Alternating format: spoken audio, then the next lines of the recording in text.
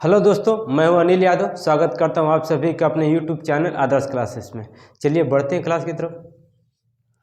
निम्नलिखित में से कौन सी एक अभाज्य संख्या है? ठीक है दोस्तों, निम्नलिखित में से कौन सी एक अभाज्य संख्या एनटीपीसी 21/1/2021 का शिफ्ट 1 का गिरा हुआ क्वेश्चन है दोस्तों।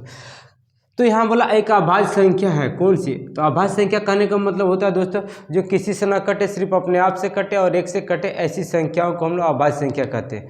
तो यहाँ कहने का मतलब है कौन सी ऐसी संख्या जो किसी से नहीं कटती, सिर्फ अपने आप से कटती है। ठीक है, तो ऐसे में देखते हैं।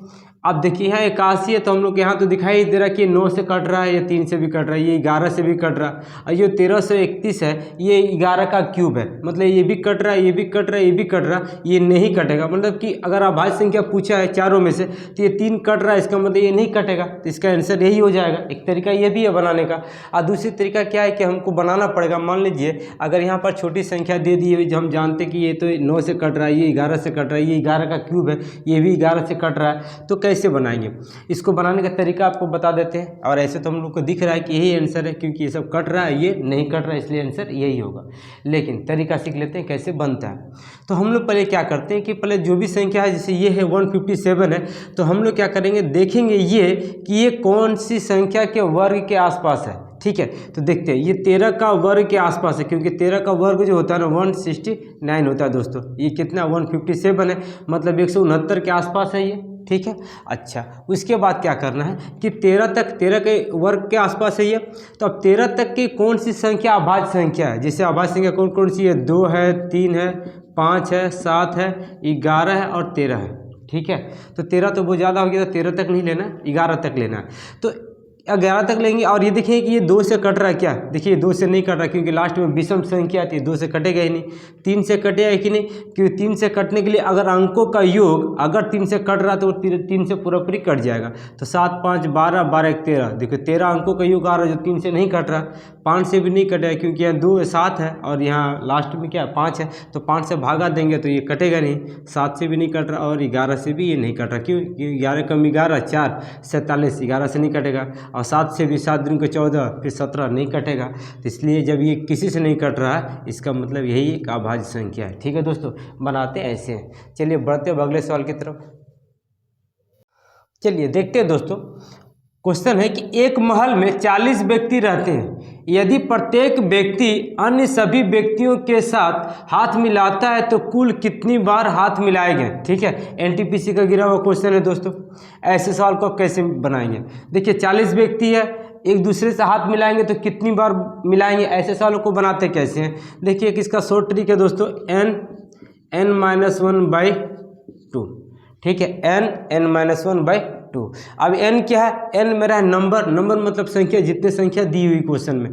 पर एक महल में 40 व्यक्ति रहते हैं, तो 40 क्या है? एक नंबर है। तो n के जगह पे क्या किया? 40 की जगह 40 गुना 40 में से 1 जाएगा तो 39, बाय नियम से 2 है तो 2 तो रहेगा ही।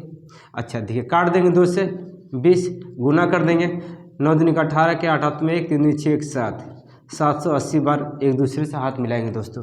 उम्मीद कर रहे हैं आप लोगों को ये समझ में आ गया होगा। चलिए बढ़ते हैं अगले सवाल की तरफ। चलिए देखते हैं दोस्तों, ये क्वेश्चन है और इसका लॉसअप पर पूछ रहा है दोस्तों। इसका लॉसअप पर निकालना है, तो कौन कौन सी संख्या होगी? देखिए 169 है, यहाँ 2 दिया हुआ मतलब जोड़ा में निकलेगा दोस्तों। यहाँ 2 लिखने का मतलब जोड़ा में, अगर कुछ भी नहीं रहेगा तो भी हम लोग जोड़ा में निकालेंगे। तो 169 है तो कितना 13 बाहर निकलेगा, क्योंकि 13 गुने 13 169 होता है दोस्तों। कोमा दे देंगे। अब देखिए यहाँ 3 देना है, यहाँ 3 लिखा हुआ है। 3 का मतलब होता है कि अंदर का 3 जोड़ा रहेगा तब 1 बाहर निकलेगा दोस्तों। 3 जोड़ा रहेगा तो 1 बाहर निकलेगा। तो कितना देखिए 3 है, 27 अगर आपको लिख के दिखाते हैं 27 है, मतलब 3 गुना 3 गुना 3 है। देखिए 3 3 9 9 27, 3 जोड़ा रहेगा तब 1 बाहर निकलेगा। तो इसके लिए कितना बाहर निकल गया? 3 बाहर निकल गया दोस्तों। ठीक है, उसी तरीका का ये भी है।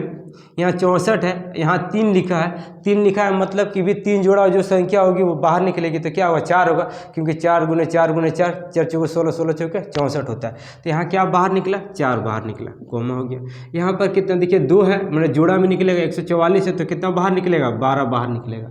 अब इस संख्या का लॉसअप पर निकालने बोल रहा दोस्तों। इस संख्या का लॉसअप पर एक तो नियम से होता है जो आप जानते ही हैं, कोई दिक्कत नहीं। लेकिन अगर ट्रिक में आप निकालना चाहें कि जल्दी अगर निकालें, क्योंकि जल्दी निकालना है, क्योंकि हम लोग कंपटीशन एग्जाम देते हैं, इसलिए हम लोग को जल्दी और शॉर्ट ट्रिक में निकालना रहता है। तो कैसे निकालेंगे इस संख्या का लॉसअप? देखिए दोस्तों, ये 12 है ना, ये 4 से भी कट रहा, 4 तिया 12 और 3 चौके 12, ये हो रहा, तो ये दोनों संख्या काट दीजिए। अब क्या हुआ, इस संख्या का और इस संख्या का लॉसअप निकलेगा। क्यों? क्योंकि ये संख्या एक प्राइम संख्या, एक अभाज्य संख्या है और ये सम संख्या है। तो ऐसे में क्या कीजिएगा कि दोनों को गुना कर दीजिएगा, वही आपका लॉसअप हो जाएगा दोस्तों। ठीक है, तो देखिए 13 दूनी के 26 के 6, हाथ में 2, 13 कम 13, 13 2 15, 156 इसका लॉसअप हो जाएगा। Option A. उम्मीद कर रहे दोस्तों समझ में आ गया होगा। चलिए बढ़ते हैं अगले सवाल की तरफ। चलिए देखते हैं दोस्तों, क्वेश्चन है कि विकास ने साधारण ब्याज पर 1200 रुपया का ऋण लिया, जिसके ब्याज की दर का मान उसकी अवधि के समय की संख्या के बराबर है। यदि उसने ऋण अवधि के अंत में ब्याज के रूप में 768 रुपया भुगतान किया हो तो ब्याज की दर कितनी? ये क्वेश्चन है दोस्तों। क्वेश्चन क्या बोल रहा है, उसने 1200 रुपये उधार लिया, मतलब 1200 रुपया मेरा मूलधन हो गया, और उसको ब्याज कितना मिला है? आपको 768 रुपया उसको ब्याज मिला है, और बोल रहा जितना दर है उतना ही समय भी है, क्योंकि समय और दर दोनों बराबर है क्वेश्चन में, क्योंकि ये बोला है और दर पूछ रहा है। तो कैसे निकालेंगे? सिंपल सा है दोस्तों, आप दर का फॉर्मूला लगा दीजिए। ठीक है, दर का फॉर्मूला क्या है? 100 गुने ब्याज, ब्याज कितना दिया हुआ है? देखिए 768 रुपया दिया हुआ है, बटा मूलधन गुने समय, समय कितना है? x। तो दर भी मेरा कितना होगा दोस्तों? x ही होगा। क्यों x होगा? क्योंकि किताब में पहले बोल दिया, क्वेश्चन में बोल दिया कि दर और समय दोनों बराबर है। अगर समय x है तो दर भी x है। ठीक है, और ये फॉर्मूला क्या है? सिंपल से आपको दर का फॉर्मूला लिख देते हैं दोस्तों, 100 गुने ब्याज होता है बटा मूलधन गुने समय होता है। इसी फॉर्मूला बैठा देना और काटेंगे, आंसर आ जाएगा। चलिए अब x हो गया। देखिए अब क्या होगा दोस्तों, यहाँ x है, यहाँ भी x है, तीछा तीछा गुना होगा तो x स्क्वायर हो जाएगा। ठीक है, अब देखिए 2 से 2 जीरो कट गया, अब 12 से कट जाएगा ये। ठीक है, 12 छक 72 और 12 छक 72 हो गया 72 और 4 12 के 48, कितना हो गया? 64। इसीलिए x बराबर क्या होगा? देखिए स्क्वायर है ना, स्क्वायर जब बराबर को उस वाली संख्या पे जाता है तो उस पर रूट चढ़ जाता है दोस्तों। तो x बराबर कितना निकली? 8। 8 क्या हो गया? परसेंट। क्यों? क्योंकि ये दर है, और दर में क्या होता है?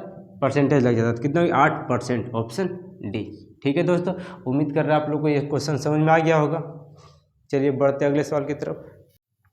चलिए देखते हैं दोस्तों, मेरा साधारण ब्याज की 5% वार्षिक दर पर कितने वर्षों में 400 रुपया की राशि का ब्याज 450 रुपया हो जाएगा? ये क्वेश्चन है दोस्तों, साधारण ब्याज का क्वेश्चन है। यहाँ समय पूछा, समय निकालना है, दर के दर दिया हुआ है, मूलधन दिया हुआ है, ब्याज भी दिया हुआ है, तीनों दिया हुआ है, समय पूछ रहा, और समय का फॉर्मूला लगा देंगे हम लोग।